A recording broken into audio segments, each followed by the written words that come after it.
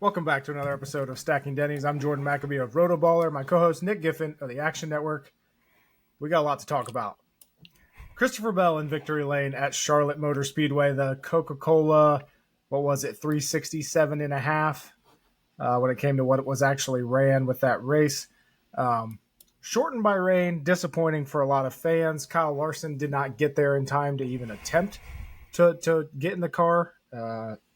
With Indy being delayed by rain, I think it was the same storm system that came through Charlotte. But Christopher Bell wins stage 2, wins the race. William Byron strong all night, won stage 1. Brad Keselowski comes home second. He said that they could have won that race if they had the chance to actually battle with Christopher Bell. Tyler Reddick, after starting in the back and having a pass-through penalty, which, we've talked about many times, does not matter. He comes home fourth, Denny Hamlin fifth. A lot of the guys that we expected to be strong in this race were strong. Bubba Wallace, super strong all race. Fell back to 11th there by the time the caution came. Not that great of a finish for him, but it is what it is. I guess we'll just go ahead and get started. First, though, before we get to Charlotte, what do you think of the Indy 500? That last lap pass, I'm sure you thought it was amazing. Yeah, I mean, the whole race was an absolute banger. One of the best Indy 500s of my lifetime, and it was a super good race. Just really disappointing for me from the results perspective, because obviously I really liked Colton Herta, and he probably had the car to beat. Drove all the way from his 13th place starting place up to second, crashed out from second place, just totally out of nowhere. I don't even know how the car stepped out on him. He was handling fine, and it just randomly got away from him. So weird. But yeah, I had a lot of bets on Colton in various markets. Kyle Kirkwood, of course, my driver, got kind of a bogus penalty. He hit the rear of Callum Ilott on pit road, but Ilott pulled into his pit box from the fast lane, and normally you're supposed to go into the slow lane, start drifting over, not just like turn in your pit box from the outside lane. So he jammed on the brakes, and Kyle had nowhere to go. It's like they gave Kyle the penalty. So TV disagreed with it, and obviously I disagreed with it. But Kyle came back, and that was the second thing that happened to Kyle that day. The first one, his strategist, Brian Herta, mistook Felix Rosenquist's car for his car and called him in wrong. So kind of like Kyle had to sharply turn into his pit box and wasn't at the right angle, literally came out last on pit road after the first set of pit stops. So just kind of a double whammy for Kirkwood, but used some strategy to come back out in fifth place, but just didn't have the car in, the cooler temperatures, because that rain delay was a long rain delay. And they didn't get started until 4:30, 5 o'clock in that neighborhood.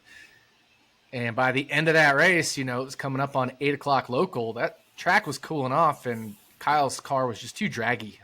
He was set up more for the heat. And so with all that downforce that he had, because it was going to be hot out, that extra downforce, when it started cooling, just turned into drag. And so he was perfectly fine in the corners, but you could just tell that car couldn't pull up to the other cars in front of him on the straightaways. So a little disappointing from the results perspective. Also kind of annoyed that Joseph Newgarden won, simply from the fact that I don't like the fact that the cheater won. I don't have anything against Newgarden in general, but it I don't know, it kind of stings, and leaves a sour taste in the mouth that Newgarden wins after all that happens, and all his guys get suspended or whatever, Tim Cindric, etc., and still ends up winning. So what does that say about Tim Cindric? I guess I don't know.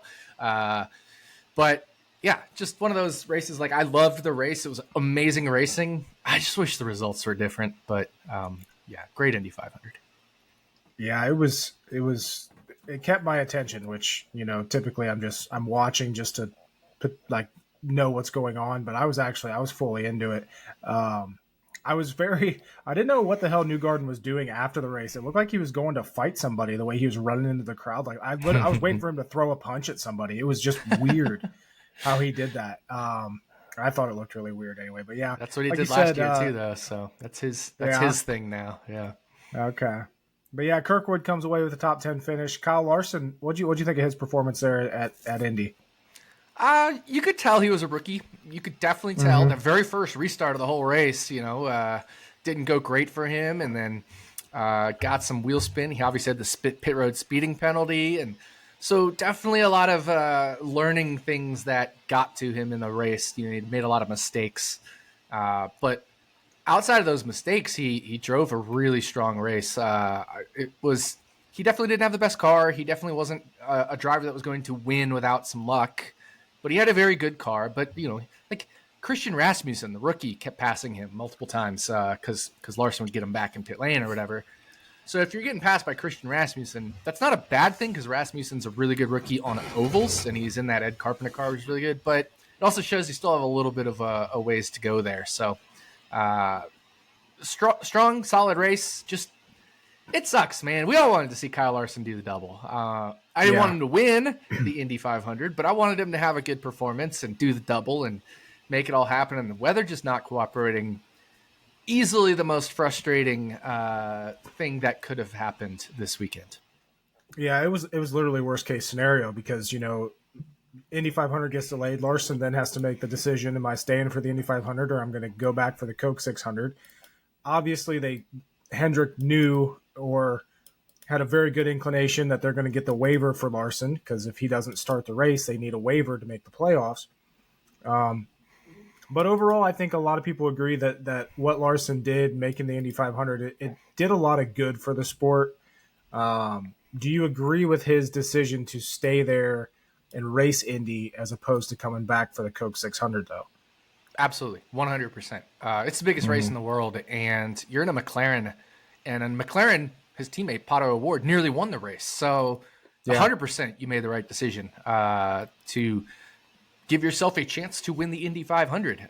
Larson led a couple laps, and now obviously it was off sequence on strategy and stuff, but you get the idea. Like, he was in spots and positions where if certain strategies or just lack of mistakes, those kinds of things worked out, there was definitely it wasn't a great chance, but there was a non-zero chance he could have won that race somehow. So yeah, I think he made the right decision. Mm-hmm. So next question now, do you think that he should get a waiver? Now this isn't going off a precedent or anything like that. Just straight up, do you think that he needs a waiver or deserves a waiver? So we talked about before the show what my whine about it was going to be, and I decided my whine about it is going to be about this. So let's come back to that, unless we want to just jump right into whine about it. Let's go into whine about it, and then we'll just come back to Charlotte and everything else. How about that? Do a little bit different this week.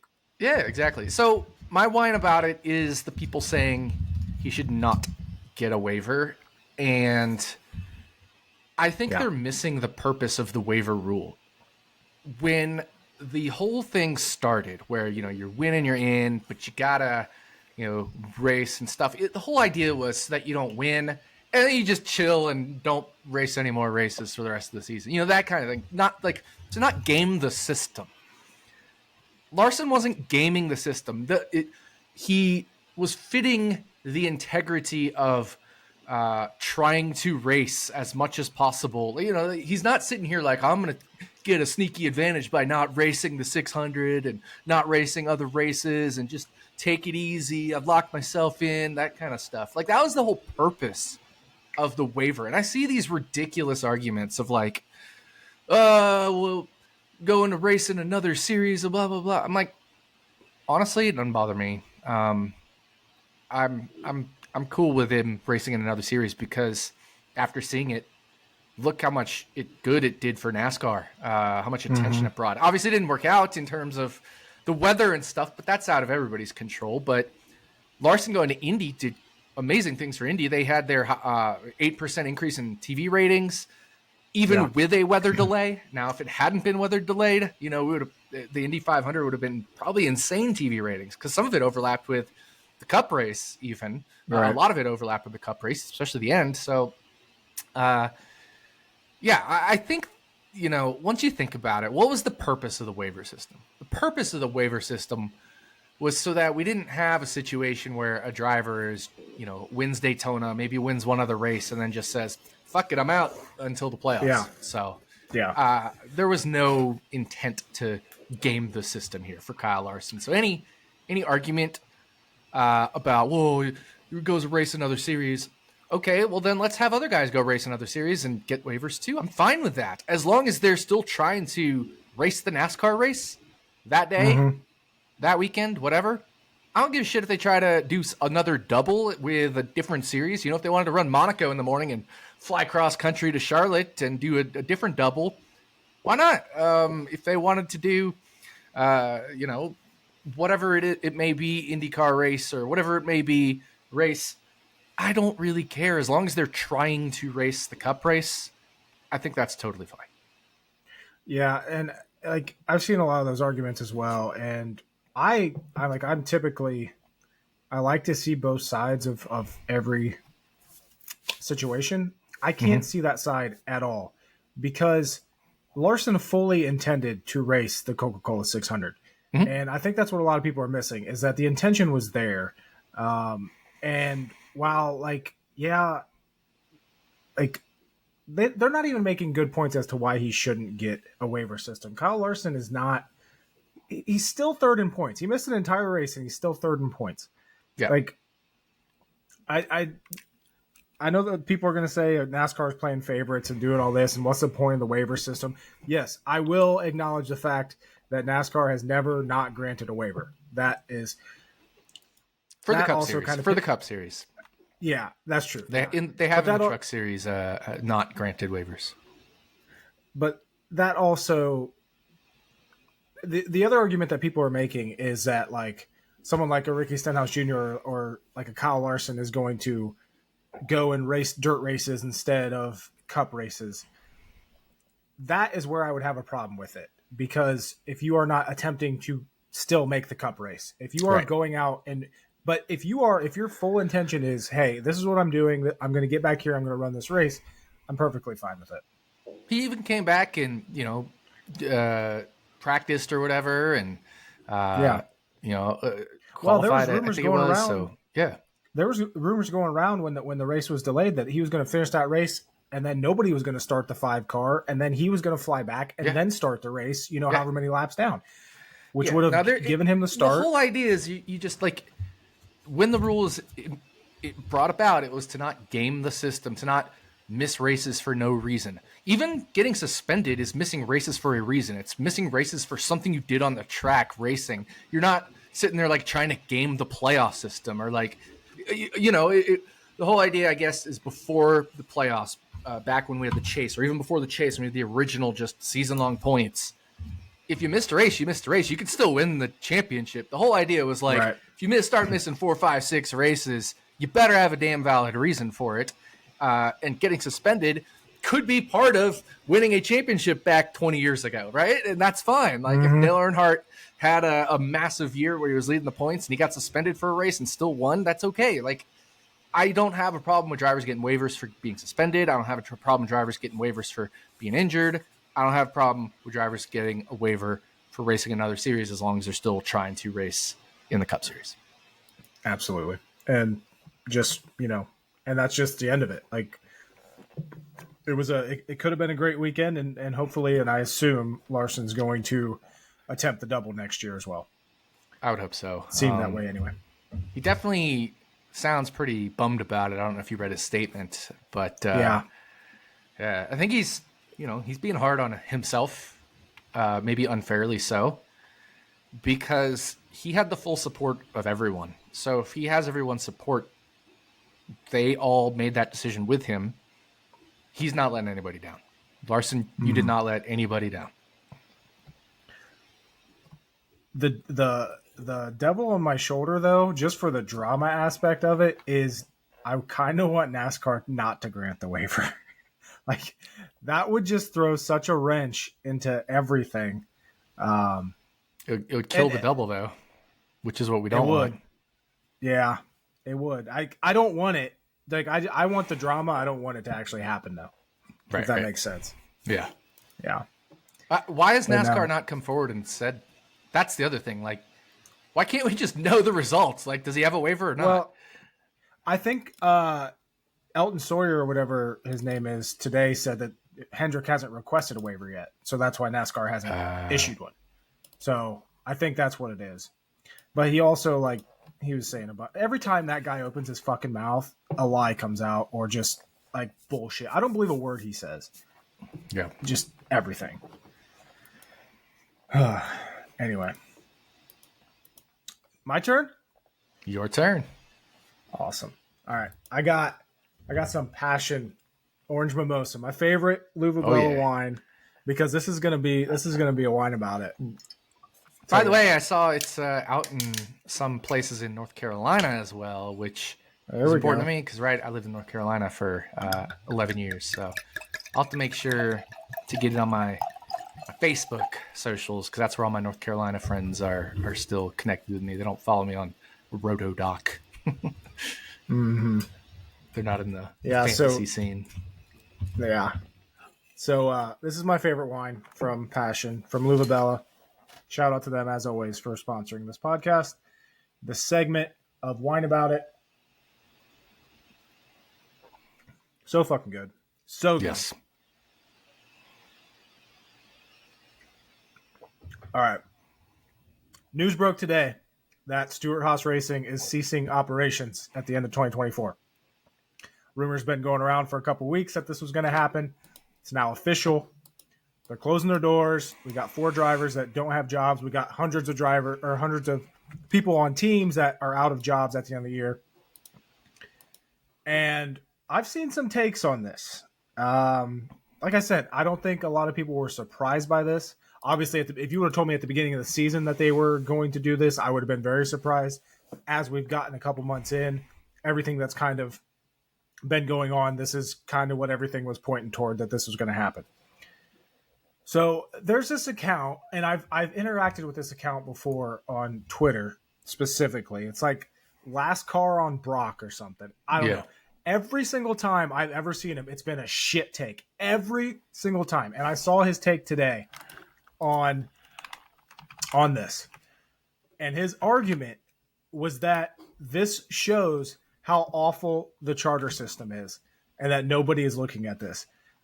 And I don't know, like, no, absolutely not. What this shows is that there are organizations that care about advancing and getting better in this sport, and there are organizations that don't.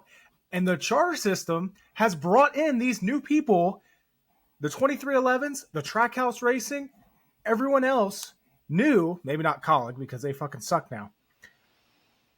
It has brought this new blood into the organization. The charter system has. The only thing that has happened with these older teams that have kind of died off is that they are ran by people that don't give a fuck about staying competitive. Jack Roush did not give a fuck about being competitive. That's why Keselowski came in. Keselowski said, hey, we're actually going to put money toward this. We're going to be competitive again. And now I could argue that they're one of the best teams in the garage, at least getting almost to that level. Richard Petty did not give a fuck about being competitive. Legacy Motor Club turned into the Legacy Motor Club. Everything that all the changes that have gone there, they are now trying to get back to competitiveness. Mm-hmm. You know, when it was just Rich Petty Motorsports and he was the only owner, they were a mid-tier team. They went down the drain into shit. If anything, I commend Gene Haas and Tony Stewart for looking at the situation and saying, you know what?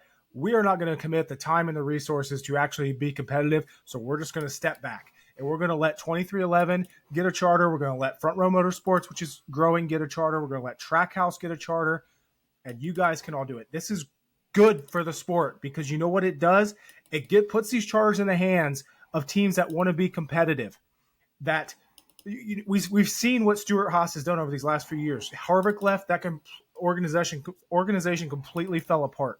Their driver lineup this year is absolute shit, and it has been for years. Nobody has really just noticed it because Harvick has been so good. You take Harvick off of that team for the last 5 years, and it's shit all around.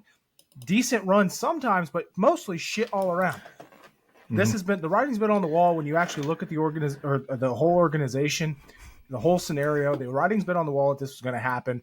Stewart-Haas did not care about the sport. And honestly, I'm glad they're leaving. I'm glad what they did. I'm glad they had the successes they did. By the way, they had 69 wins in the Cup Series. So I hope they don't win another race. But I'm glad they're gone. I'm glad that these charters are going to teams that actually care about being fucking competitive. Mm-hmm. That's my rant. Well, and here's the other thing. To your point, the other good thing about the charter system is now Stewart-Haas and Tony Stewart get to walk away with something. Whereas, back in the day before the charter system, if they want to close up shop, they don't get anything. Now they get to sell their charters for however many millions, and they can reinvest that in other things. Maybe Tony Stewart reinvests that in his drag racing business. Maybe I've seen this rumor, partners with AJ Foyt in IndyCar to improve that team, because we know Tony Stewart's passion is IndyCar, the Indy 500. He still wants to win the Indy 500. He never has. Maybe he has the chance to win it as an owner now. That would be however many millions of dollars he all of a sudden has to put into an IndyCar operation, right? So the whole idea of the charter system is now you have something tangible of value, and Tony Stewart is selling that. Stewart-Haas is selling that. So they get something from that, and these new teams that are buying it now have something of value that if and when the time comes that they don't need the charters anymore, they can sell it for something of value for them, hopefully profit. And the whole idea is that is what draws ownership in. Yes, because they want to be in, or they want to be competitive, etc. But that is an incentive to draw them in to want to be competitive and stuff, is that they look at this as a long-term investment, because normally we say in racing, you lose money. How do you make a fortune in racing? Start with a larger fortune. Well, this changes that in some ways. Now Tony Stewart, Stewart-Haas can exit with something from this venture. Mm-hmm. I think it's a great situation all around. Like I said, it obviously sucks that there's a bunch of people losing their jobs, but at the same time, it opens up job opportunities at the organizations that are getting the charters. So I don't think like these guys aren't going to go and just be left on the side of the road. Most of them are going to find jobs elsewhere. So I think you think Rodney Childers is going anywhere? You think he's just out of a job forever? Absolutely not. And I know that's a cherry-picked example, but you get the idea. These are 4 teams, and there will still be 4 full-time teams replacing them in the Cup Series next year. And those employees, many of them, not all of them, and it does suck for the ones that don't, but many of them will still land jobs in NASCAR. Mm-hmm. The interesting thing here, though, is, obviously Front Row Motorsports is going to a Tier 1 Ford team. But this potentially eliminates 4 Fords out of the field, because if one goes, 3, one's going to 3. One's going to Front Row, so that's going to stay Ford. But one's going to 2311, and none of this is official, but it's Talkers basically said it's official, so it's official. Yeah.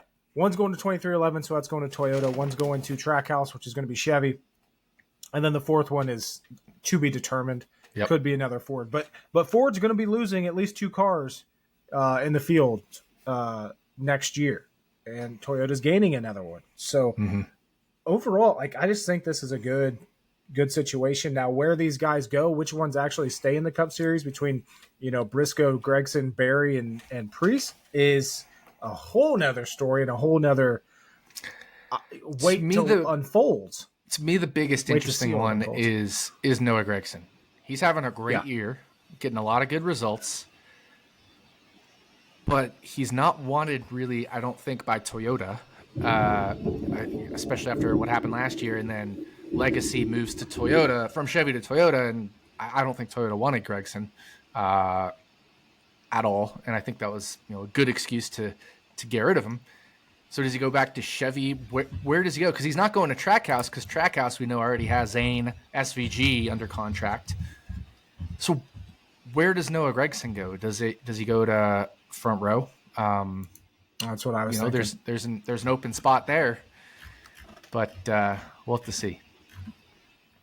Yeah, my first thought there was he's going to Front Row to take over McDowell's ride. Yeah, that would be. But then where does Briscoe go? You have to assume he's staying in the Cup Series. I think Briscoe goes to 2311. You think? You think that's your? I think that would be a really good fit. I do. I think that would be a good fit. So Briscoe to 2311. That's a guess, but I think it would be a good fit. Yeah. Gregson potentially to front row.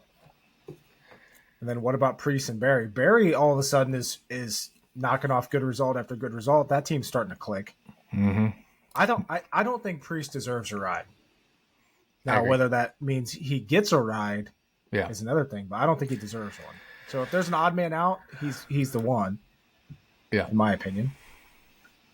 Well, there has to be at least one odd man out because we've got Zane filling one of those charters essentially,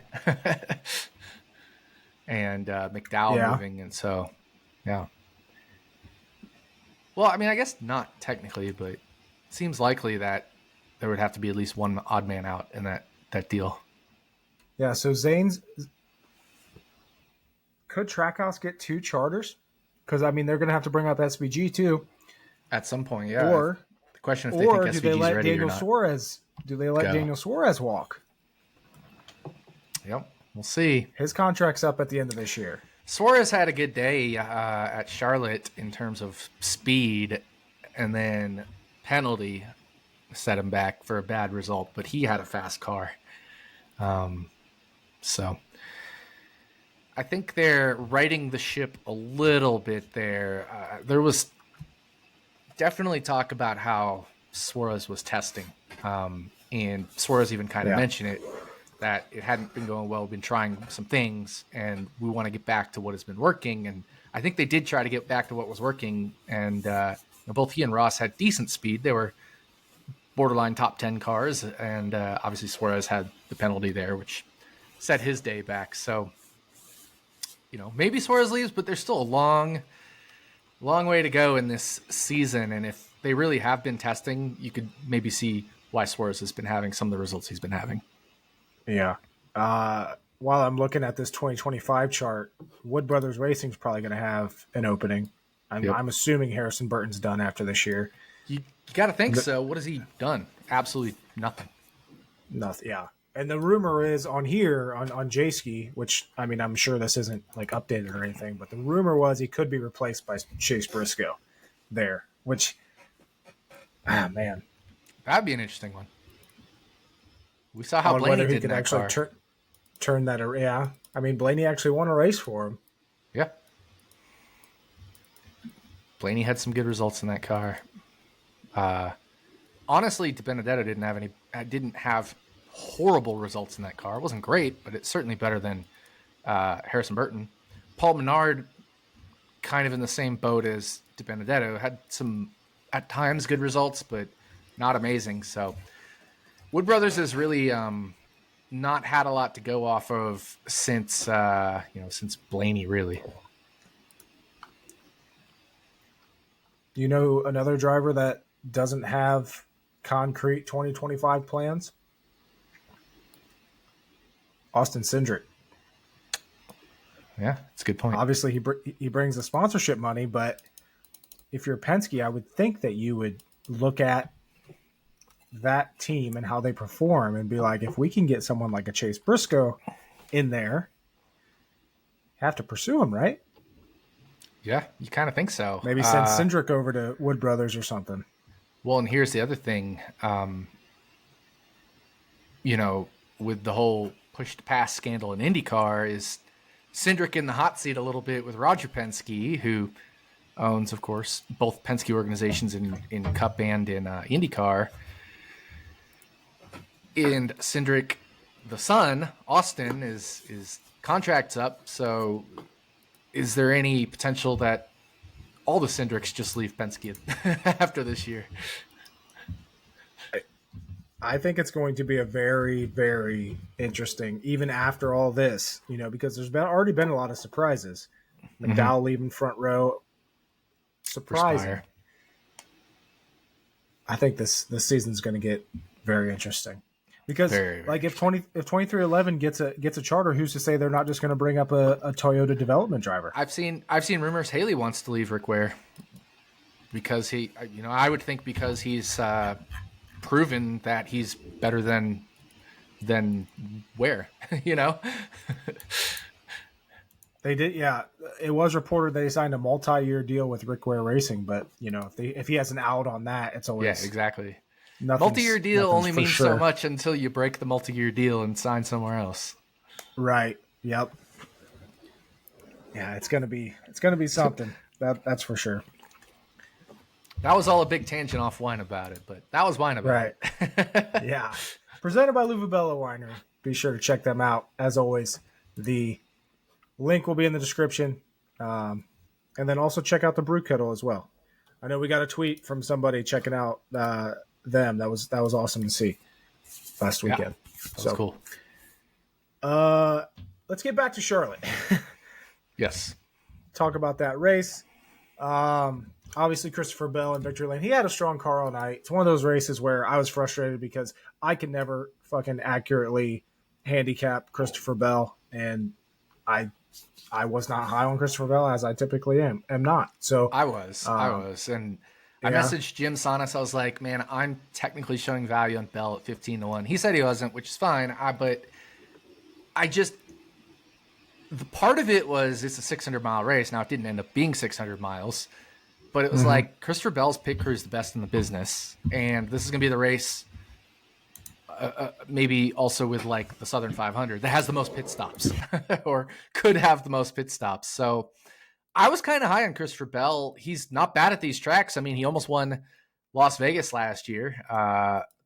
So Christopher Bell is a guy that I didn't hate coming into this weekend, and I didn't end up betting him, and I should have, right? It's one of those. Right. I've had several of those this year where like I'm technically showing value on him, and then I don't bet him.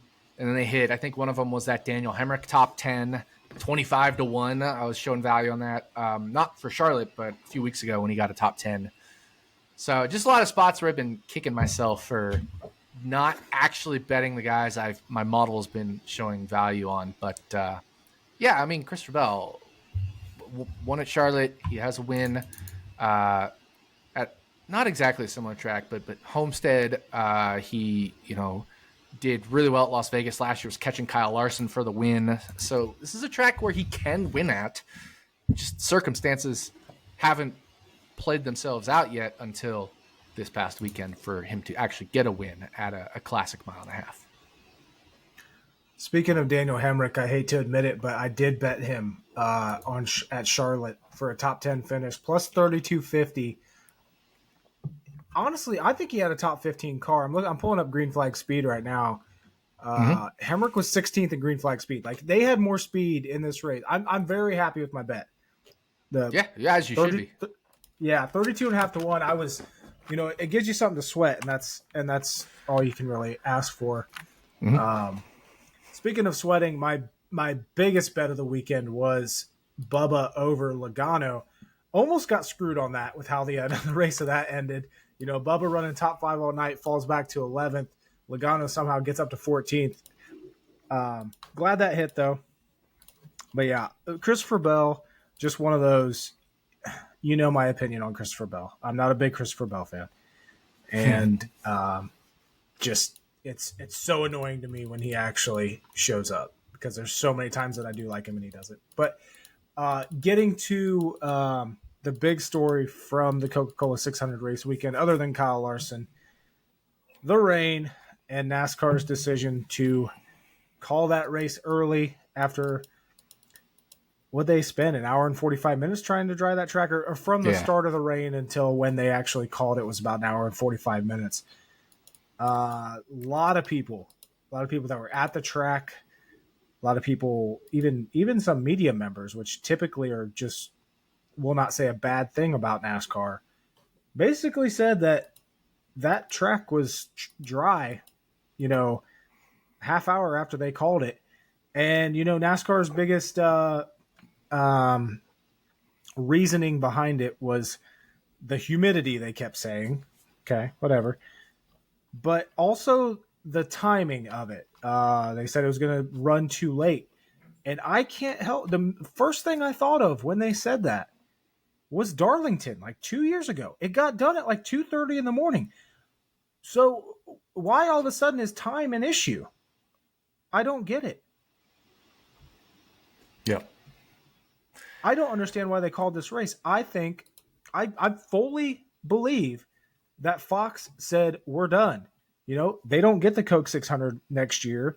Obviously, they don't give a shit about the broadcast, as we've seen. They've done nothing to improve them. I think they're just done, and they said, we're pulling the plug, we're done. Obviously, NASCAR's not going to admit to that. Right. But there is no reason. Why did they even waste their time trying to dry that track? If they were they sounded like the Elton Sawyer saying today, they sounded pretty sure that they were not going to be able to get that race restarted because of the time issue. So why'd you even waste people's time? Yeah. Why'd you even waste people's time? Yeah. And not just call it immediately? We all know. I mean, it's one of those things we can beat a dead horse because everybody already knows. Everybody already agrees.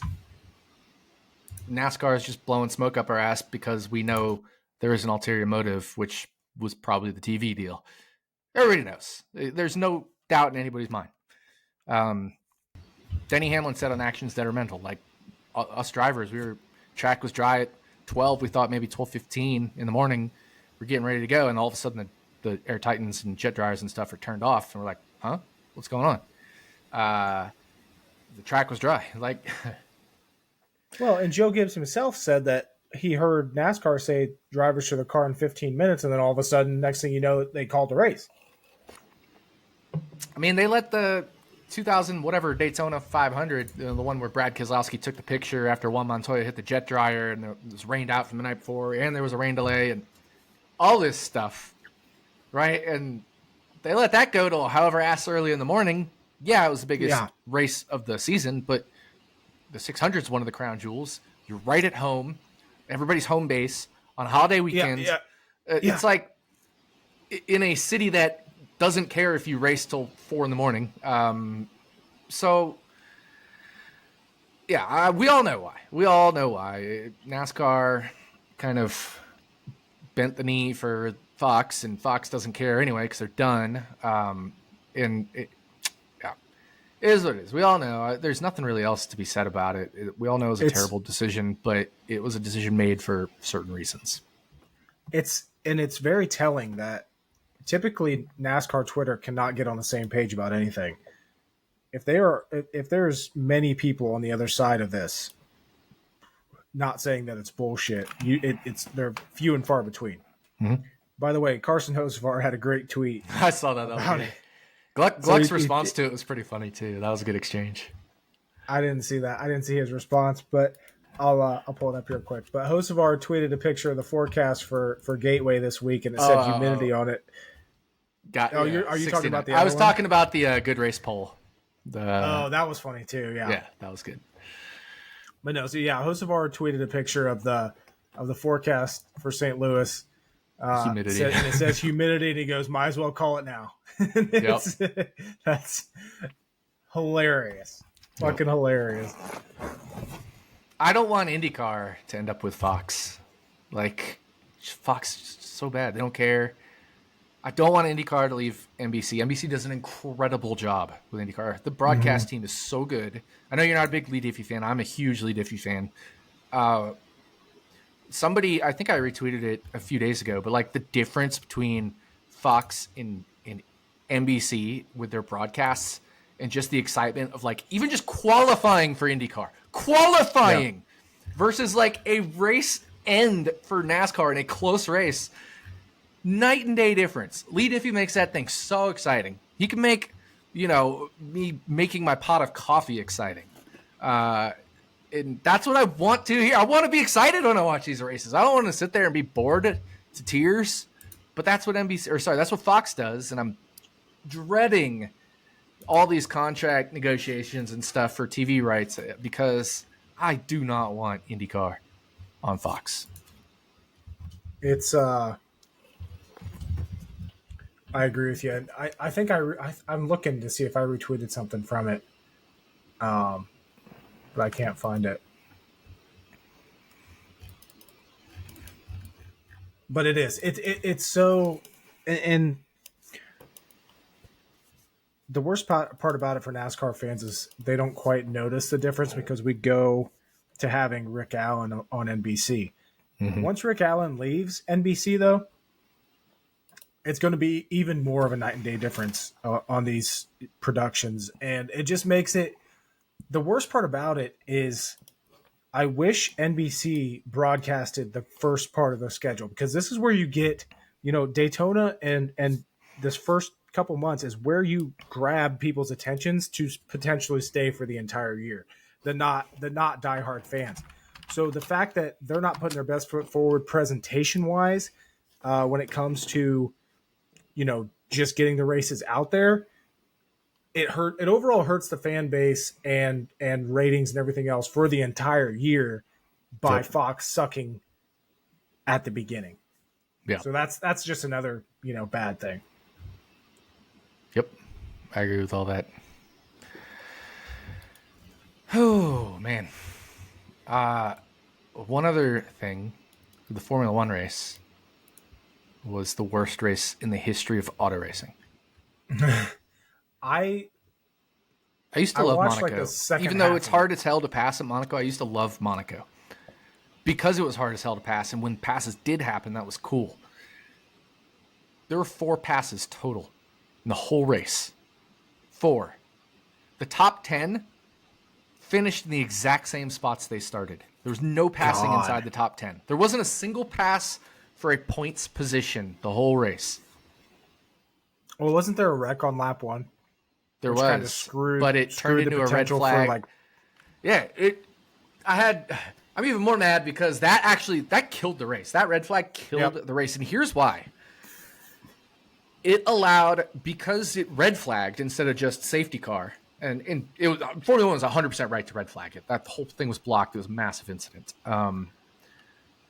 But because of Formula 1's regulations where you need to use at least 2 tire compounds, everybody just switched. That fulfilled the regulations, and they didn't have to pit the rest of the race. So it becomes a procession for literally the whole race. Even if we had pit stops, something to change it up, it would have been nice. Tire strategy, when do you pit, all that stuff. There was none. There was none. It was the worst race I have ever watched, ever. And weren't they pretty much like the leader was like basically just controlling the pace and going, significantly slower? And they were intentionally slowing down so that Lando Norris couldn't pit and still get out, because Norris was 4th. And the 5th place guy was on medium tires and Norris was on hard. So the medium tires are going to wear faster, and they're doing the whole rest of the race on the same tire. So that the better cars on the harder compound were eventually going to pull away. But they started trying to back Norris up so that he couldn't pit and still get out ahead of the 5th place car, which was George Russell. Because then he would have had fresh mediums coming up on guys on old hards and maybe had a chance to pass for a podium finish. And, of course, I had Lando Norris for a podium. And here's the thing. Carlos Sainz, who started 3rd, got a puncture on that initial start of the race. He got a puncture. So Norris was in 3rd. But because of the red flag, they reset the field. So I would have hit my podium bet, except it got red flagged in like a reset, which sucks. Like, it just sucks. Like, it was the worst race, not even from a betting perspective, because that was the only bet I made on that race in terms of like not a funsy parlay. It was part of my funsy parlay as well. I had a few funsy parlays. It was my only like real bet was that. And that was salt in the wound for an already terrible race. But that race was literally the worst race I've ever watched. Period. And I used to love Formula 1. I used to watch it religiously. I used to love Monaco. Worst race I've ever watched. I don't worse than the Martinsville races in the next gen car. Mm-hmm. I don't understand why people like Formula 1. Because, like, especially now. Verstappen wins pretty much everything. I feel like there's minimal passing every single race. Like, pretty much where you qualify. And then Verstappen just wins everything. Yeah. I don't understand why people are so passionate about it. But maybe I'm missing something. Honestly, it used to be so good. It used to be so good. But these days, I can't even watch it. And I'm even more salty with F1 because of the whole Andretti situation, trying to get in F1. This is the only F1 race I've watched all year. The only other one I'll watch is probably the Vegas one. Mm-hmm. Those are the only 2 F1 races I'm going to watch because I'm salty with F1. Here's the funny thing. This should be my whine about it. All those fake liars on Twitter who said they're not going to watch F1 this year because of the Andretti stuff, because of other stuff, and I see them on Twitter and they're tweeting about the damn races and they've watched maybe not all of them, but at least half of them. You know who you are. You don't listen to this podcast. Probably like 5 or 6 of them don't, but maybe there's 1 or 2 that do. It's like 7 or 8 people I've seen that said they weren't going to watch F1 this year, and they're watching F1. That's funny. Seems like a lot of people are like that. Like the NASCAR fans. This sport died when Dale died, and yet I'm never watching this again. And they're still it's the same thing with a certain guy attending the race this past weekend, the Cup race. Right. Slanders all of NASCAR and whatever, and then attends the race. Yeah. For 55 laps. You got anything else from Charlotte? No.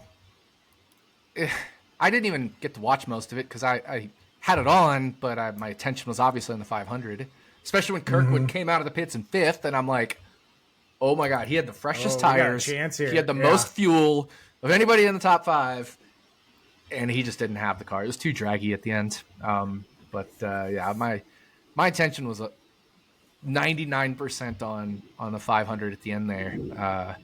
So I only got to watch end of stage 2, start of stage 3 for the Cup race. If there's any noise coming through my microphone, I got a pretty bad storm going on here. There's no noise coming through. Okay. But yeah, I mean, Charlotte was Charlotte. I'm ready to move on to the rest of the schedule. And, you know, I don't know, like we got Gateway coming up this weekend. Yep. Which is an interesting track because I feel like it's pretty difficult to handicap. One, because they've ran 2 races here at Gateway. And 2, it is a short flat track, 1.25 miles. It's egg-shaped. So, you know, when we look at comparisons, we're looking at something like a Phoenix, maybe a New Hampshire, the short flat tracks, Richmond, even though it has tire wear. But there's a big difference between Phoenix, Richmond, and New Hampshire and Gateway, and that's we run the intermediate package at Gateway. We don't run the short track package. So that just throws another wrench into how we handicap this race and everything that goes on, trying to figure out what's going to go on here, because we know who's good at short flat tracks. We know who's good in this intermediate package. And now you kind of have to merge it all together while also, taking into account, Gateway only has 2 races on it. So sportsbooks are they're not all fully aligned. Some of them have Larson as the favorite heading in early week here. Some of them have Hamlin. A lot of them have Hamlin. But there are some interesting lines out there. I'll say that. Nothing that I am jumping to bet.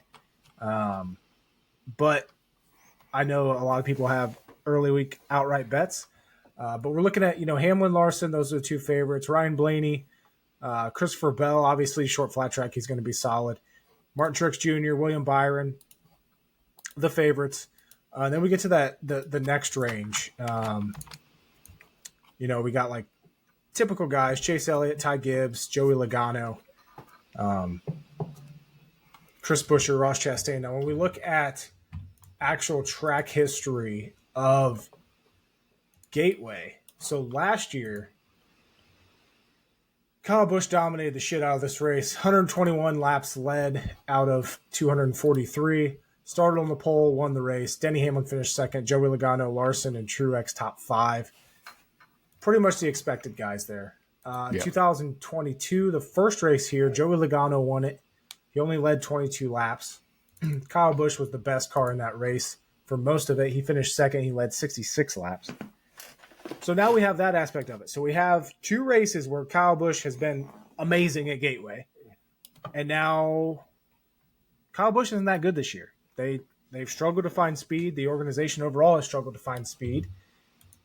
But he's obviously has a really good record here. Joey Logano has a really good record here, but the 22 team has struggled a little bit on the shorter flat tracks, especially compared to where they were, a couple years ago. Blaney and Logano kind of found that speed back at Phoenix earlier this year, but it's another question mark. And then obviously we're going to have, Larson's Truex. But in my opinion, and I know there are some people out there that have bet heavy Larson this week at him at 7-1. But if you look at the stats, Hendrick really has kind of underperformed at Gateway in the first 2 races here. Larson especially. He's had decent finishes, 4th and 12th, but he hasn't been great. Hendrick overall has not been great here. Byron has probably been the best of them, but he hasn't been insanely good, like the level to where you expect Hendrick cars to be. So in my opinion, I don't see. I think Joe Gibbs Racing is definitely the favorite heading into this race weekend, but I'm very interested to see what kind of cars RFK brings, and then what kind of speed Hendrick actually shows. But to me, it's the Gibbs boys. Once again, I think we're going to see a Phoenix type situation where them and 2311 are just kicking everybody's ass. Yeah, I think Penske's going to be really good. If we look at my track quality metric, number 1 is Kyle Busch. Number 2, 3, and 4 is Penske. Cindric has been really good here. Yeah, and again, track quality for me, I shouldn't say it's not an absolute measure in terms of Cindric is a top 4 driver here. It's relative to all the other tracks that these drivers perform at. So this is one of Cindric's best tracks, is what I'm saying. So number 1 is Kyle Busch. This is one of Kyle Busch's best tracks by the numbers relative to all other tracks. And then it's Blaney, Logano, Cindric, 2, 3, 4. Then 5th is Denny Hamlin. 7th is Martin Truex Jr. So we do have the Gibbs guys up there. If we look at just short, flat kind of performance this year, and I'm just going to use the simpler version here for me because there's DNFs and non-DNFs and incidents, etc. I'll just use incident removed. Number 1 is Joey Logano at short flats this year. Now, obviously, that's a little skewed by the fact that he had an incident. I think at one of those races. I'm trying to pull up Joey Logano's stats here. Just give me 1 second. Yeah, so Logano crashed at Phoenix, and he was 2nd at Richmond and 6th at Martinsville. And those are the 3 short flats we've run at this year. So it's removing that Phoenix race. And he wasn't very good at Phoenix, so a little misleading. I have other stats that'll fix it, but just what I have simply on hand right now. But 2, 3, 4 is Gibbs. Hamlin, Bell, Truex. Interestingly enough, Ty Gibbs, only 12th best this year. We all remember him from the Clash, and he did well at Phoenix. But since then, he didn't do as well at Richmond. He didn't do as well at Martinsville. And he actually wasn't even that good in the All-Star race itself. Now, obviously, he won the Open, but, he's easily class of the field in the Open, right? So I'm not really looking at that. So, Ty Gibbs hasn't been that great at short flats this year after the Clash in Phoenix. He's been, fine, 12th, but 12th isn't anything to write home about. And then, his track performance last year wasn't that good. So if we look at Ty Gibbs in terms of track performance, he's 23rd out of the 28 drivers that have at least one non-DNF result at Gateway. So, it's saying it's a below average track for him, but it's a 1 race sample size there for Ty Gibbs. So it's hard to say, but it should be the Gibbs guys, but it should be more likely Hamlin, Truex, Bell, and the Penske guys will be very good. And you're right. The Hendrick guys don't factor in in terms of track quality. So again, relative to a driver's baseline average, Alex Bowman's the best Hendrick car, 15th. And his track quality is negative, right? So it's a below average track for him. And if it's a below average track for him and he's the highest, it's actually a below average track for all of them. And Chase Elliott is dead last out of the 28. So he only has 1 race in this car because he missed last year, but it wasn't a very good race in 2022. And then again, if we look at, like I said, type performance this year, the Hendrick cars are 5, 6, 7 in terms of flat track performance, and that's Larson, Elliott, Byron, 5, 6, 7 in terms of just short flat performance this year. Yeah, it's going back to looking at the short flat performance wise this year. We go back to Phoenix. Christopher Bell, just absolute rocket ship in that race. The rest of it, Busher finished second. Ty Gibbs came home third in that race. Keselowski was good. He finished fourth. Blaney had a top five. Chastain, Truex, McDowell, Briscoe, and Reddick. Briscoe's an interesting one for me because he's one I'm actually looking at potentially betting top 10. He's sitting at plus 220 on Bet365, but so is Bubba Wallace.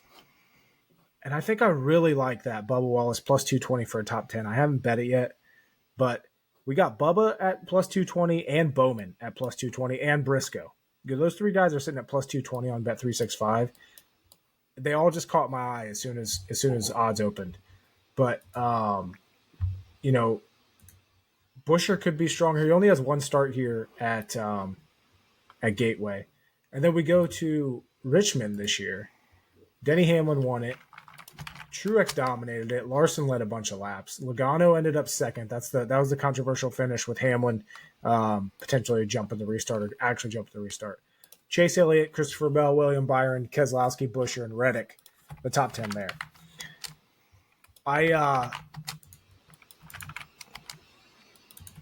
So how?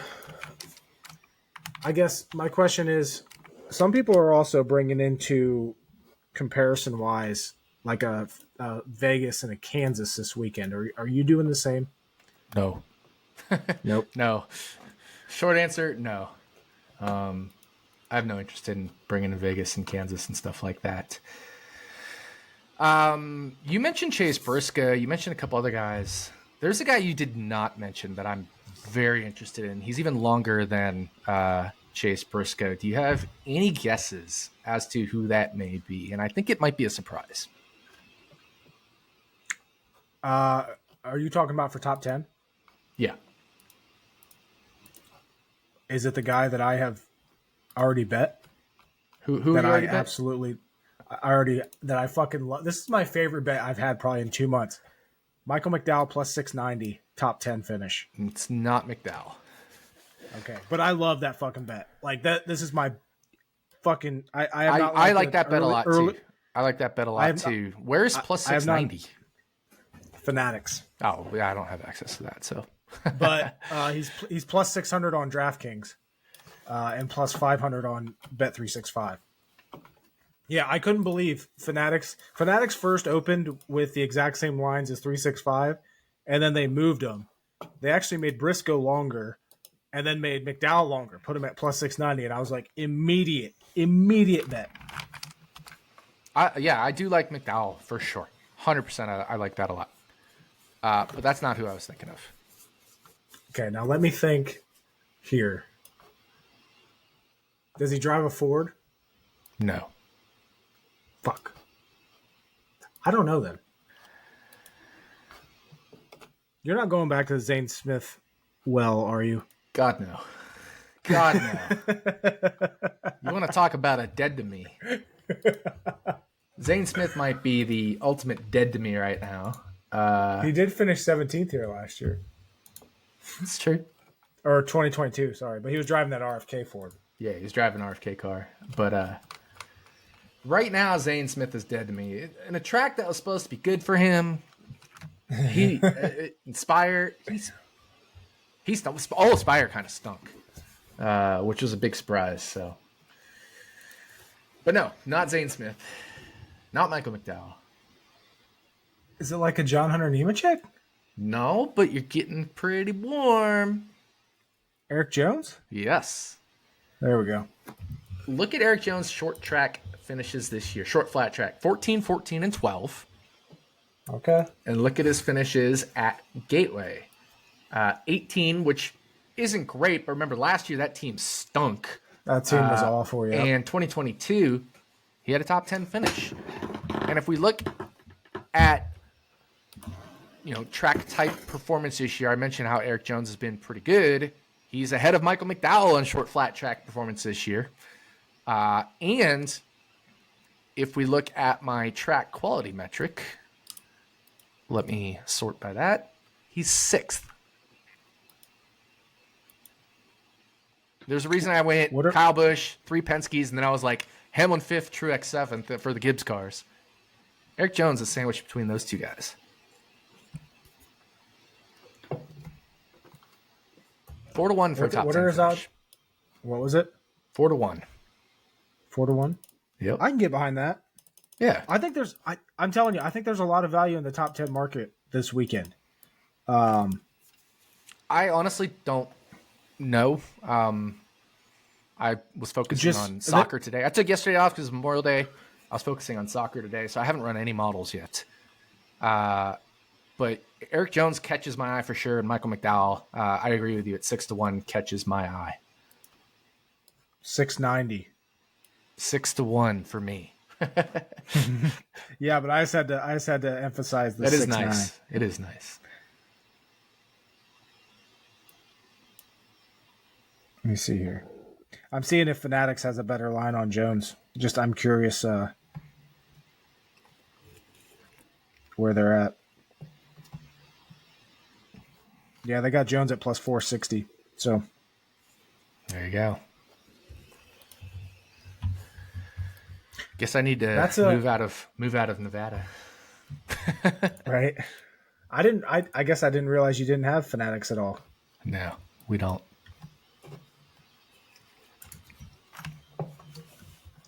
But so now obviously we've been talking about why isn't this working? There we go. We've been talking about top 10 lines and some long shots. Could we see a long shot win this race? No. Yeah. I mean, the only way is if they get track position and aero block on like some way, shape, or form. And I think this is a track that's possible to do. Especially with the intermediate package. That was we look at the finishing order from last year. Kyle Busch won the race, he started first. Denny Hamlin finished second, he started third. Logano finished third, he started sixth. Larson was Larson, he started 22nd, finished fourth.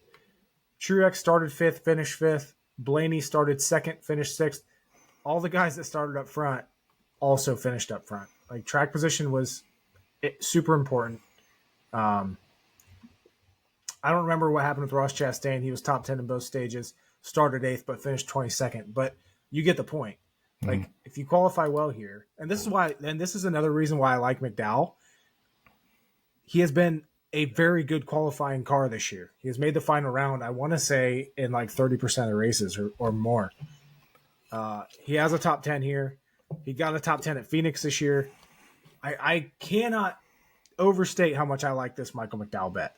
It is my favorite early week bet of the year, which probably means he's going to come out and finish 30th and run 35th all weekend. That's the problem, because he has that range of outcomes. He does. He really does. But I love it. I like it. I like how that team's running right now too. Yeah, I mean, the biggest concern for Eric Jones would be, his back. 19th at Darlington isn't what you wanted to see from him. But they were better at Charlotte. I don't think they had a chance to fully show what they were capable of. He looked really good. Just obviously didn't start with track position, and it's hard to move up. So yeah, I think he's getting better, and I think he should be fine for Gateway. I haven't bet it, like I said. I haven't bet anything. I haven't run my model. I've been focusing on soccer stuff. I'll be doing modeling for, like I did for the World Cup, but this summer is the European Cup for the UEFA Continental Championship there. So fired up the soccer model today. Nice. One thing I will note about Eric Jones, like, I like his odds right now, but with how shit of a qualifier he's been this year, I feel like that could also be one of those where you wait till after qualifying and practice and potentially get it longer. Yep. But if I show value, I'm still probably going to bet it. I get it. Like, I still like I like the early week, plus four whatever, 400. I might just end up rebetting it, like just Right. depends. Yeah. Yep. Another guy that has a pretty good record here, speaking of long shots, Justin Haley.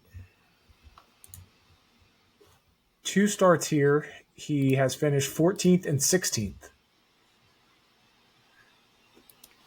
That is pretty Obviously, good. those are with Colleague, but, the Rick Ware racing cars are not awful right now.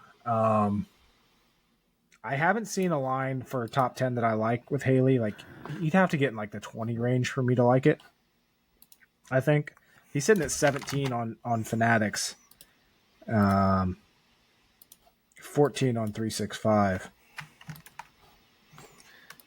Interesting. Let me pull up some Justin Haley data here, because I'm showing some interesting stuff here. Give me 1 second. Select all matching cells. So I have Justin Haley with a negative track quality metric here. And you're right. He has a 14th and a 16th place finish. But He definitely didn't run there. Those were gifted. Let's put it that way. Maybe not so much last year's, but definitely the first year. His green flag speed rank was 28th. His flags was right around there as well.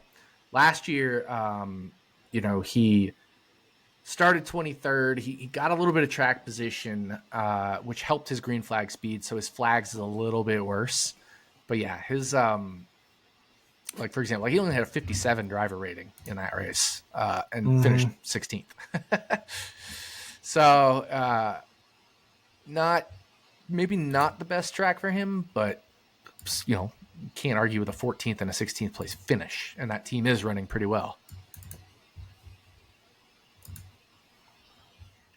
Yeah, and I think I like it more with how RFK has been running on the shorter flat. Like I said, I'm not betting it. I don't even like it at 17-1.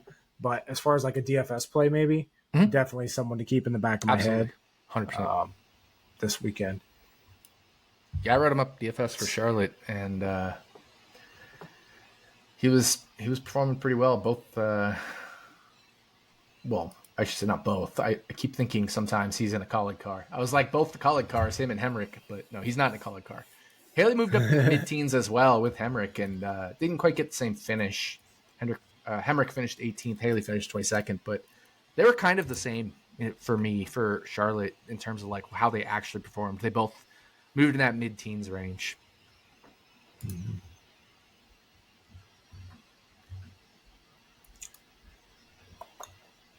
Let's see here.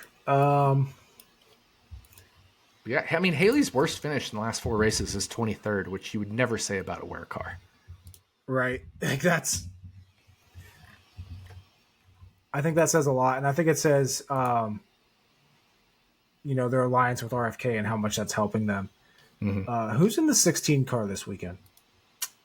Derek Krause. Never mind. Krause. I was going to say Allmendinger actually has a pretty good record here. Yeah, I mean, this is definitely a Allmendinger style track. Yeah, 10th and 14th in his 2 starts here.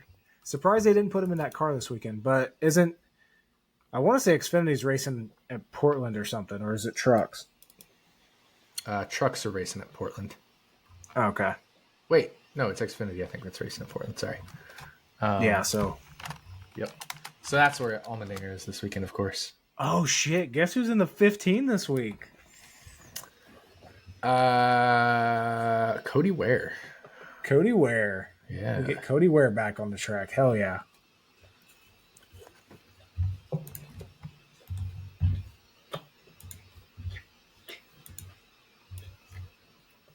Speaking of shit boxes, once again, that 66 car ran at Charlotte, or ran a Cup Series race. Let me make sure I got this number right. I want to say that BJ McLeod in that car was 4 miles an hour slower in green flag speed than the next slowest car. Yeah. Why does NASCAR let that car on the track? Like, it has to be a safety hazard at some point, doesn't it? Yeah. I don't know. And it's not BJ McLeod's fault. I mean, that's Carl Long's car or whatever, the MBM Motorsports. Like, get that thing off the track. Yeah, it's the same car that was with David Starr in it at Martinsville. That was just god awful slow. I was looking at green flag speed earlier today, and that reminded me of it. Yeah, McLeod was 4 miles an hour slower than JJ Yaley, who was the slowest car. Just fucking stupid. Oh. All right. What do we think about Todd Gilliland this weekend? Who's actually on a bit of a good finish streak here lately. Finished 17th at Charlotte last weekend, 15th at Darlington, 14th at Kansas. Those are his last 3 races. Had an issue at Dover, finished 31st, but he was 8th at Talladega before that, 13th at Martinsville 2 weeks before that.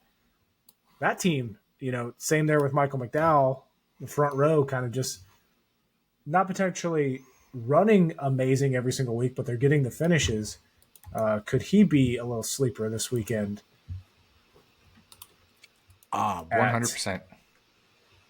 If we look over each driver's last 8 incident-free races, Todd Gilliland has the 19th best driver rating, right ahead of Michael McDowell as the 20th best.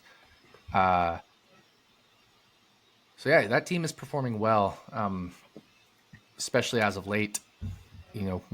When those front row motorsports cars are sitting 19th and 20th in incident-free driver rating over the last 8, each driver's last 8 incident-free races. Now it's a little weird because, some drivers have had more incidents than others. So you go back further for some drivers than the others, but it's just a quick little number I can pull up.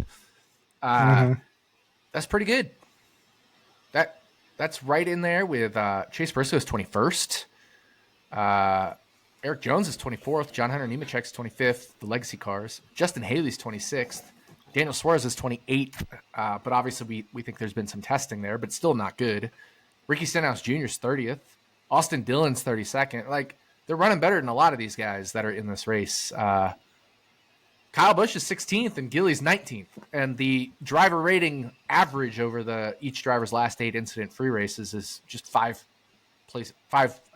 rating point difference, 73.3 versus 78.3. You think Gilly's worth a top 10 bet at 14-1? I do think he is, but again, I haven't run the model, so I'm not betting it. I'm not betting anything. I'm not betting anything this week until I run my model. That's just how it's going to be. Yeah, I'm ready to. I've had a shit year betting. There's no two ways about it. It's been a pretty shitty year. My results are better than they are in the app, obviously, because I forgot to track that 18-1 Byron hit. That would have been plus 18 units because I was betting a unit on him there.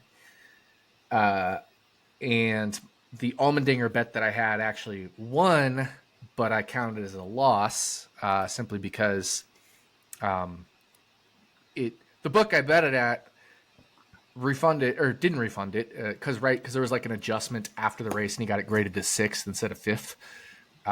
So it's counted as a loss in the app, right? So I have a handful more, at least 18 more units, let's say, than I actually do, but it's fine. But it still hasn't been a great year. And so I'm going to be more picky and choosy with my bets, I think, going forward. Part of it is the books have really tightened the lines this year. There have been more races already this year than in any of the other next-gen seasons, so 2022 or 2023, where I've shown basically no outright value. Or very, very little. And that ends up translating to top 3, 5, 10, et cetera, head-to-head, all that stuff. Because they have more data in the next-gen era. And so it's just so much harder right now to find value. So I need to be a little more picky and choosy with my bets here. And we've talked about this before. I'm not a big outright bettor, especially before practice and qualifying. I never have been. But live betting, there's definitely some potential there for a lot of value. Yeah. Especially when a race where strategies are coming in. And it's funny because I don't think I've hit any or many live bets, and it's not because they haven't been good bets. They just haven't worked out. Mm-hmm. I will say, like, I do the luck rankings for NFL. If I did like my betting luck rankings, this would easily be my most unlucky season of my 10 seasons that I've been betting. Easily my most unlucky. I'm not saying like, woe is me or whatever, poor me. No, that's just part of it. It's not been a good year, and I'm owning that. But at the same time, it's easily been my most unlucky season. And that continues with the Indy 500, right? I bet on the fastest car to win, 20-1, Colton Herta.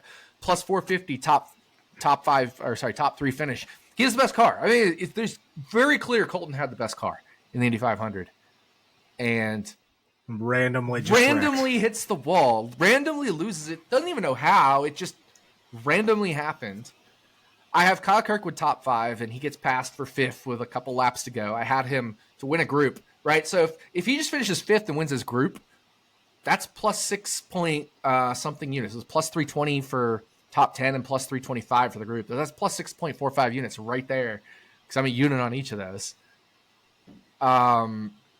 It's just unbelievable, like the bad luck, how bad I've been running. It is what it is, but all the more reason to be picky and choosy right now, because things are so tight. Things are so tight. Yep. And that's kind of how, like, I'm not having the bad luck that you are. But definitely I'm still doing the same thing. I'm picking and choose, like, unless I think there's a lot of value there or I'm showing a ton of value, I'm not just betting, you know. And you got to do that. Also, we all have to remember this is a very long season. Like, you're going through a bad luck spell right now, but there's 25 races left? No, exactly. 22 races left that you could go through a good luck spell for 2 months and just, it's NASCAR betting. So here's the funny thing. My only other losing betting year, now not overall year, I actually made a great chunk in 2017 in DFS. But my only other losing betting year was 2017. And I actually think I was lucky that year. So, like, I was terrible in 2017 betting. But I only lost a small bit and absolutely destroyed DFS. So, actually, this is the 7-year anniversary of me winning the Charlotte qualifier I saw it on my Facebook, like, memories today or something. It was like, I won the 600 qualifier. Like, the 600 has always been a good track for me. And the 600 didn't even get a chance to play out this year. That's how bad I've been running.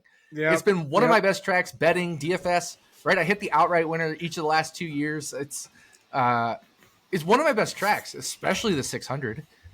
And it just has, like, everything that could go wrong this year has. And it's how it goes. It's how it goes.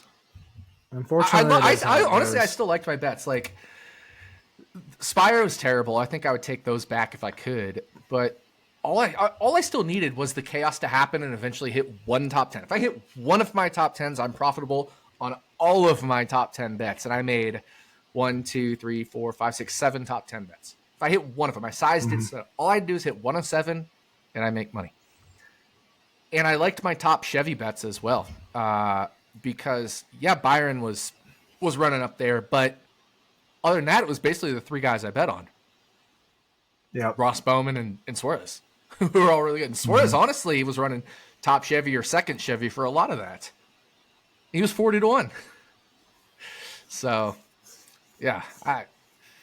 Elliott was up there too, but I mean, he was just kind of like in that Suarez-Ross range. So, it's frustrating. It's just how the year has gone. I think it's funny that 2017, while it was my worst year, was also, in terms of betting, was probably also my luckiest year in terms of betting. I had a lot of good luck go my way that year in 2017 and still lost money. But it was also, the first time I had like a really good bankroll for betting and in Vegas, like full time and everything. So it was a learning experience. DFS, though, I fucking slayed in 2017.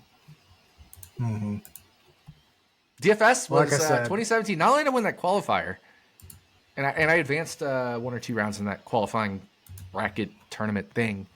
That was the year of the Paul Menard pick of the week. Was where it all started. Hell yeah. Good old Paul Menard. But yeah, like I said, bad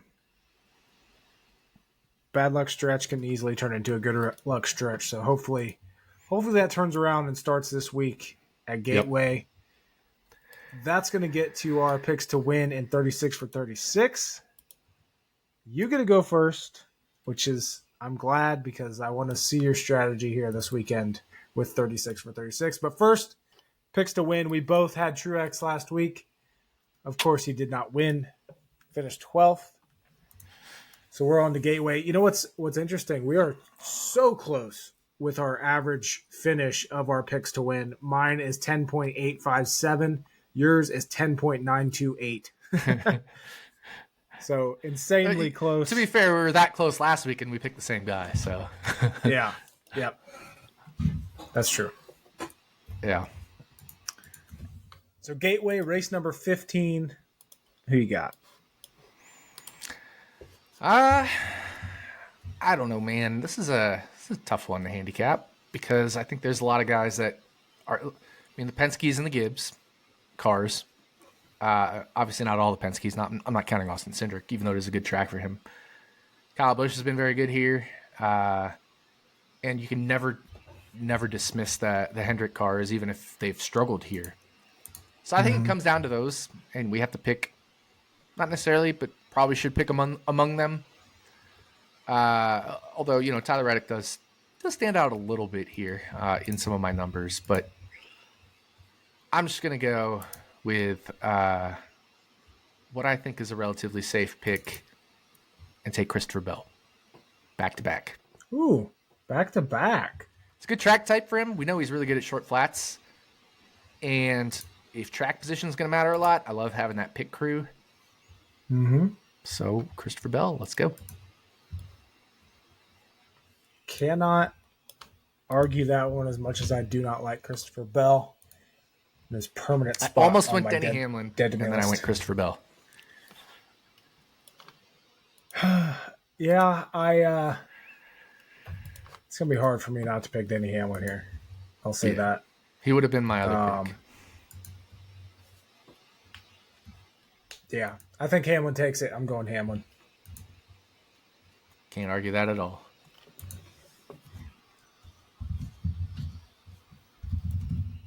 I was gonna pull out. I was gonna go with a Bubba Wallace and go with like a real long shot, but toned it down a little bit. Going Hamlin and being a little safe here.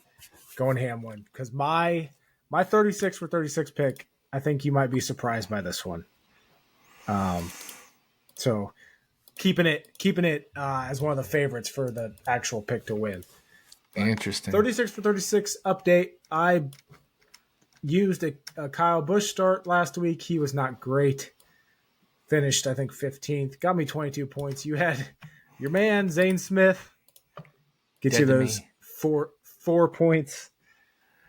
I have a 49-point lead, but you have a lot of good drivers left, and I don't have as many good drivers left. So it's now to the point where, for me, I'm going to need to start using the good drivers, whereas you can still pick and choose with some of the mid-tier or upper mid-tier drivers before you have to start really using these studs. Yeah. But yeah. You get to go first this week. Who are you using to close the gap? I have to use the 22, Joey Logano. Yep. I think that's a great pick. If we look at track quality metric, this is his best track. And it's 10 percentage points clear of his next best track, which is Darlington.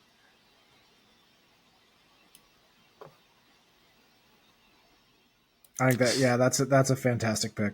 Plus, my favorite number is 27, and his track quality metric is 27.27%, plus 27.27%.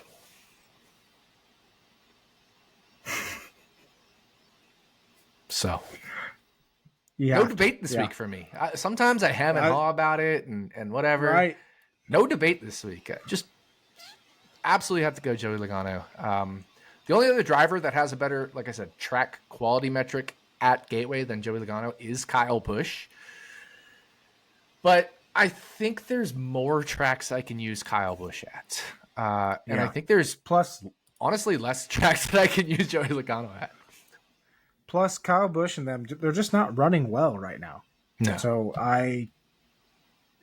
I'm kicking myself kind of for taking him at Charlotte last week.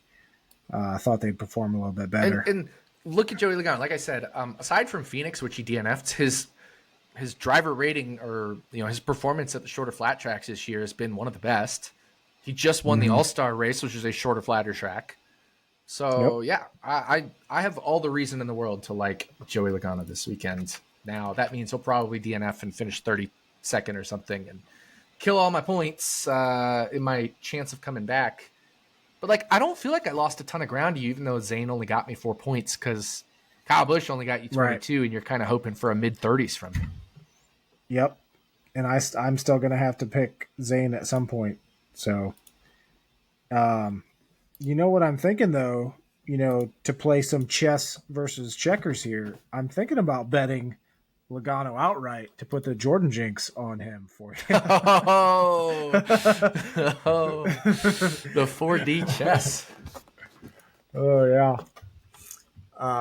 But no, that's a great pick. I wish I had Logano to, and obviously I'm satisfied that I got 49 points out of him at Richmond. But yeah, I think this is definitely a race he can win. Obviously very good here. Yeah. So great pick. I like it. I'm going to go. Man, you're probably going to talk me out of it, or try to, or just think that it's dumb. But speaking of drivers that are running well, and just looking at the list, I don't think I want to use a top tier driver this week because Gateway, not a ton of, I'm not certain on a lot of drivers. Right. So I'm going to roll the dice this week with Josh Berry in that 4 car. Yeah, I like that. That's a good one. I don't have any reason to talk you out of that one. Finished 11th at Richmond this year. Like I said, they're running well right now.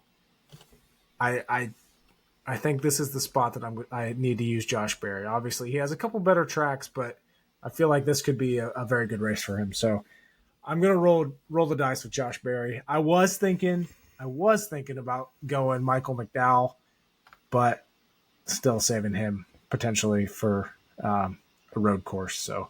Ooh, I can't wait for Joey Logano to sweep the stages, get the win, get me 60 points. Josh Berry gets Josh 11. Berry DNF lap 2. Yeah, or something. And I did not just will that into existence like I did in Las Vegas with Zane Smith. 2 instead of lap 4. If Josh Berry wrecks on lap 2, I swear I'm never. By the way, I don't know if you saw my message. When we were talking about Charlotte. You know how you always walk link and a caution comes? Well, I'm sitting here okay, we're waiting out this rain delay. Let me go walk my dog, LB. Not at all thinking they're going to call it because every indication was they're coming back. As soon as we get back inside, I see Mike Joy and Boyer and Harvick, and they're like, the race is called. I'm like, are you kidding me? If I just hadn't walked LB, we'd be racing. That's funny. No, I didn't see that. Full transparency, I was pretty drunk Sunday. Yeah. I went up to the bar at about 3 or 4. I actually started drinking that morning at 11, and then went to the bar at 4. And by the time they called it, I was feeling pretty good. So I missed that message. But I don't know if you've had them. I am obsessed with these. They're called Surfsides. Have you heard of them? No. So they have it's vodka, and then they have a lemonade, vodka and iced tea, vodka and lemonade and iced tea, and then vodka and peach tea. The vodka lemonades it's going to be my drink of the summer. I don't know what alcohol. I think they're like 5%. They are so fucking good. They taste like lemonade. Like you can't even tell there's alcohol in it. And I was just chugging those But they have the tea. entire time. Like, It was, yeah. It just tastes like iced tea. I don't like cold tea. Like iced You tea. only like I don't hot like tea? iced tea. I only like hot tea. Warm it up. Just don't. Gross. I'm telling you, the lemonade ones are fucking amazing. I if I can find just like a 12 pack of the lemonades, I will buy it immediately. I can only find the variety packs right now because I think they're pretty new. Yeah. But oh god, they're so good. Definitely a summer drink. Definitely gonna get me into a lot of trouble this summer. I'll say that. That was I think the quickest 36 for 36 we did this year. I think it is too because we both were both just pretty knew our settled picks. where we were running. Yeah. Yeah. I could have went Busher too. I could have done that, but nope. I feel good about using. I could have Josh done Berry Kyle here. Busch, right? Like I said, I could have done him. That would have been that. I haven't done Blaney. I could have done Blaney. I could have done Cindric. This is a good track for Cindric. But I obviously could also use Cindric at road courses, things like that. So, yeah. Mm-hmm. Got 2 Fords. 2 Fords. Also, we went from. So last week was the highest, or one of the highest combined with 79, and now we have 26, which I think. We had 18 at Dover, 25 at Richmond, 26 at Phoenix.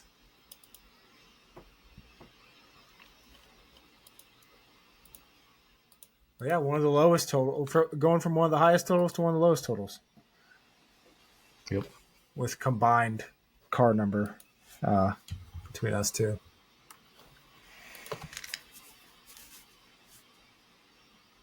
But yeah, that's all I got. You got anything else? I do not. It's also is one of our, I think, shorter episodes of the season. Yeah, hour and a half, short episode. Yeah, exactly. But yeah, we'll be back next week to talk about Sonoma and the repave there. That's right. And how much of an awful race that's going to be. Oh, it's going to be the worst race of the season. Oh man, we've only had statement.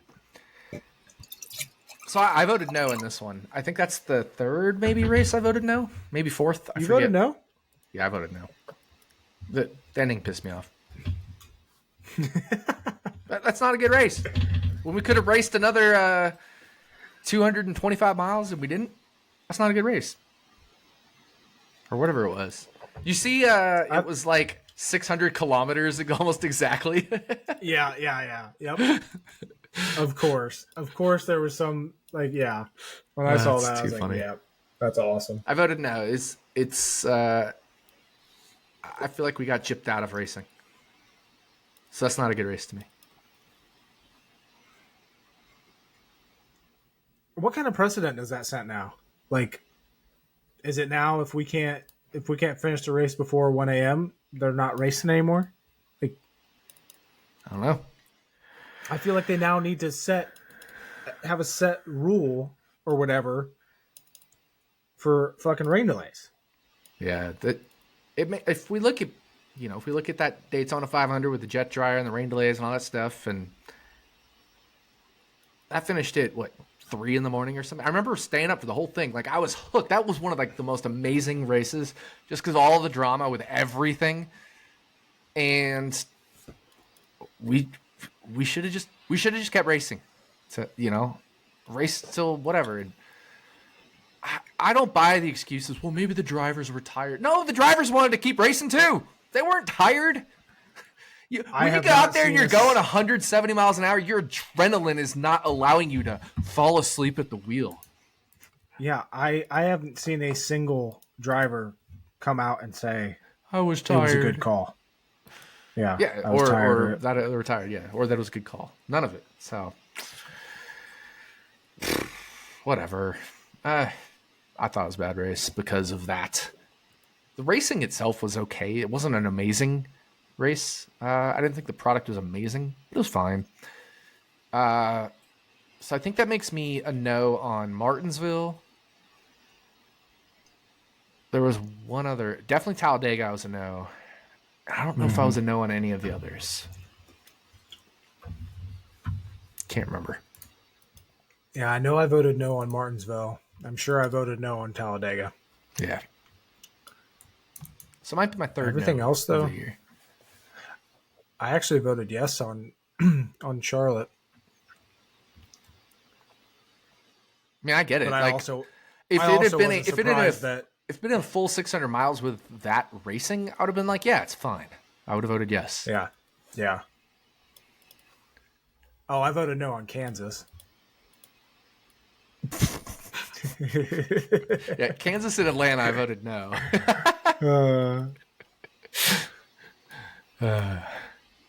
Man. All right. Good luck, everybody, this week at Gateway. Be back next week. Talk about Sonoma as we continue this stretch of races that's going to be... We might have a stretch of bad races here. Let me say that. It's very possible. I'm not too excited about... They repaved, I don't know if you saw it, they repaved the inside of the turns in Iowa, which I think is a terrible decision.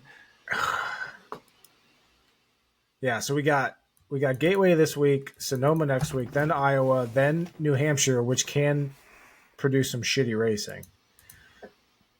Then Nashville, and then Chicago. And then the best race. Could be a little rough. And then the best race in the world at Pocono. And then Pocono. Yep. Pocono and Indy, which will be good. Then we get 2 weeks off. Nice. God. For the Olympics. Be good. Focus on NASCAR, or not NASCAR, NFL stuff, getting a lot of that ready for the season. I'm not going to know what to do with myself with 2 weeks off. That's going to... I want to do something. All right. All right, y'all. See you guys. See ya. Still going. I lost my mouse.